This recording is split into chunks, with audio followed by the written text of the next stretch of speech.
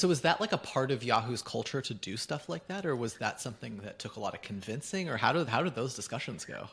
I think that exactly. I think is Yahoo's culture, and Yahoo make this became a culture of Silicon Valley. So Yahoo is probably the first company that donating, I would say, the entire Hadoop stack to Apache Software Foundation, and a lot of these companies like LinkedIn, Uber, or even Twitter is they open source tons of the project is because they like the culture that is an open culture, and they like to kind of share the information infrastructure to the public so people can leverage that. And more importantly, for a lot of these infrastructure software, due to the complexity, you for a single company, you don't have tons of resources to kind of support and running and improving that infrastructure.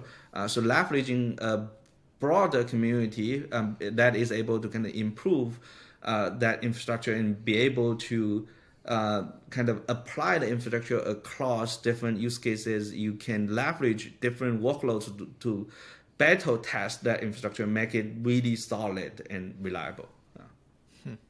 Yeah, it's really interesting to me that there it seems like there are so many open source companies that kind of incubated at Twitter. It seems like the Stream Native was this way. I know like Buoyant with Linkerd had its Linkerd, yeah. origins at Twitter. Apache Mesos with D2IQ. Maybe some others as well that are not coming to mind at the moment. But like, what was it like being at Twitter with all of this open source as you joined? Yeah, I was I was my first job as was at Yahoo, and all of Yahoo kind of contribute a lot of project to Apache Foundation, but Yahoo is still a very large organization. So even at Yahoo, I probably don't feel had direct feeling about how the other organization is working. So when I move from Yahoo to Twitter, it's a much smaller organization. So I see a lot of, especially I'm in the infrastructure platform side, I see a lot of these great teams has been building different technologies there. And I was surprised that almost every single piece of the infrastructure was open source. Like in the RPC side, we have Finengo. In the containerization side, we have Mesos. We also open source, I think, bunch of these MySQL related kind of the toolings. So I think the culture is probably coming from a lot of these. The first of all is coming from Twitter is being the product itself is being a really public open platform, and I think that influenced the entire engineering culture. At that point, I think we also have a lot of engineers coming out from Yahoo and also the other kind of Silicon Valley companies. So they bring in a lot of this open culture and really influence the way how engineering team is working within it at Twitter, and how we kind of share the technology with the public. And even I think Elon Musk, although I'm not put any comments on Elon Musk, but I think what he did the most crazy thing is open source the entire recommendation algorithms about Twitter. I think that is one thing I think he did great is it's kind of respect to the open platform that Twitter was designed for.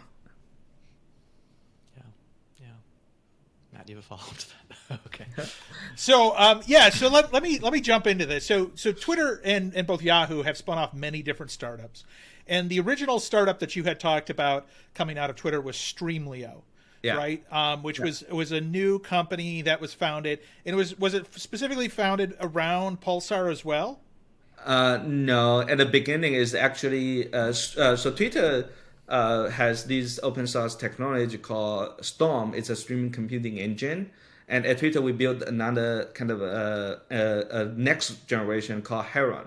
So at the beginning, the idea is the okay, let's commercialize Heron because in the market there's tons of the open source Storm users, and so the idea is okay, let's found a company around Heron. But we quickly realized okay, if you only have a computing engine, it doesn't solve the problem for a lot of enterprises. So we need to build an end-to-end solution. So I bring in my ex-coworker Matteo Merli into Streamlio, and then we start looking into an end-to-end solution, and that's where Pulsar was just donated to the Apache Software Foundation, and so we work together on incubating that project in the Apache Foundation because we need that end-to-end solution. Okay. And when you were at Streamlio, you were more on the technical side. You weren't in the executive. Okay. And so you were part of a team, and you're like, we're building this cool thing, we're incubating, and then the company got sold. So how was that like? Like what you were thinking, we're going to build this cool thing, and then you ended up somewhere else. That's got to be a little jarring. Tell us a little bit about that experience. I was one of the co-founder, but I'm more focused on the kind of engineer and technical side, and is more looking into kind of how we building this end-to-end solution. And I think our mindset there is still when you're building an open source project, the most important thing is the first thing is the you have to really build a community. So before you're talking about building product, you have to building a project. So you have to find project community fit. So if you are not able to, not every open source project can build a community.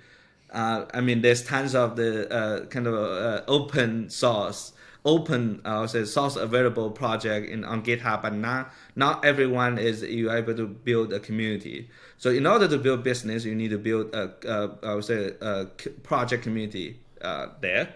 And so at that point, I think we are trying to build this project and community, find a project community fit and try to building a community around that.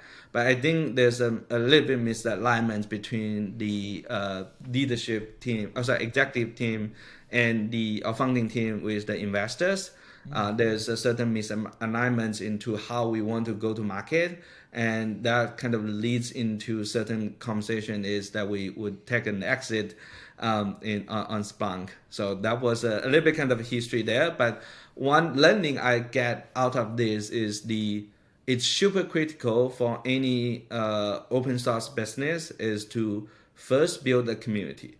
If you don't have a community, don't talk about product, because you don't know how people want to use your software, and then you don't know what exactly the product you're going to build to solve their problems there. Yeah, that's a super important, message there, right? You have to have the community there. You have to be able to tap in, get feedback, and really drive the product towards that feedback. Avi, you were going to say something. Yeah. So what is